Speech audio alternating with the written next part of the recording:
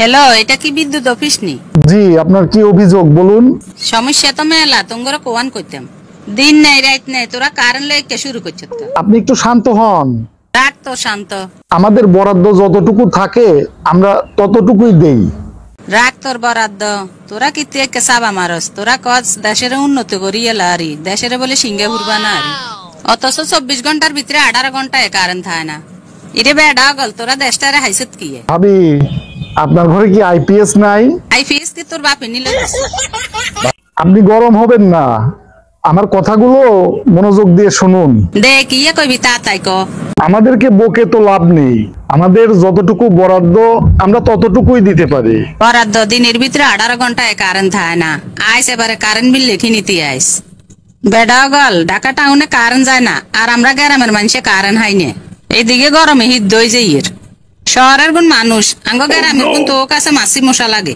আমাকে বকাবকি না করে আপনি পারলে আপনার স্থানীয় প্রতিনিধির সাথে যোগাযোগ করে বরাদ্দটা বাড়িয়ে নেন। এটা লই কইব কনে, যেগুনে গেন লই প্রতিবাদ করতো হিগুনের ঘরে আইপিএস এসি সব একগাইন আছে।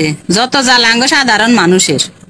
প্রত্যেকদিন টিভিতে দেখি এর বিদ্যুৎ উৎপাদনে অতীতের সব রেকর্ড ভাঙিয়ে এলেছে। এত এত বিদ্যুৎ দিগেন কার হেডে যায় কেন কস আইন? উৎপাদন হচ্ছে, কিন্তু আমাদের জন্য তো বরাদ্দ আসছে না।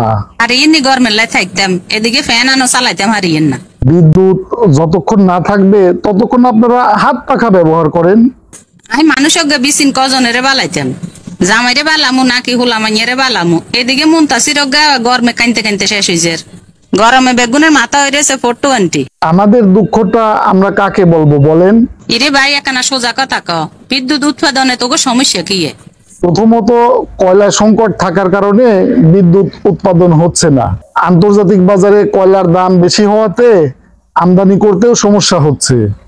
গোষ্ঠী গিলে তোর কইলার ক অবস্থা লাগবে তোর কইলা, তুই আঙ্গ বাইতায় প্রয়োজনে আজ চুলার যা আছে বেগুন কইলা তোরে দিদি।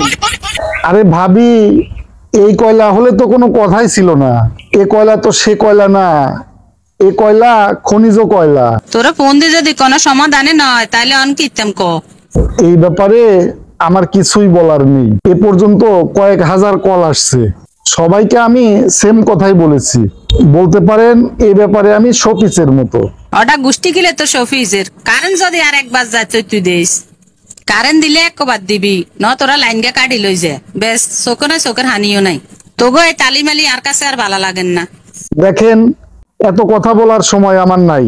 বিদ্যুৎ বরাদ্দ যতদিন না বাড়বে লোডশেডিং ততদিন থাকবে। এ ব্যাপারে আমার কিছুই করার নেই। এতে কি আরে কইলো লাগে যে আমরা কারেন্ট লই ঠেকিয়ে না গেলাম। সামনের বার তুই বিল লিখবার লাই আইস, আই হিসে একান লই বমু দূরে তোর যদি মাথা ন হাড়াই আই।